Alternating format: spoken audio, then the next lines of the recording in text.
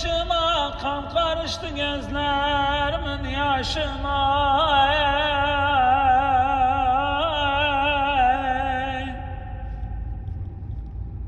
Aman garip yesinler,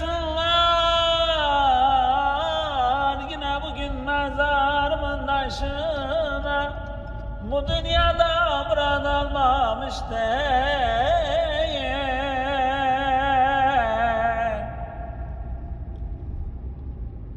Ama neyle,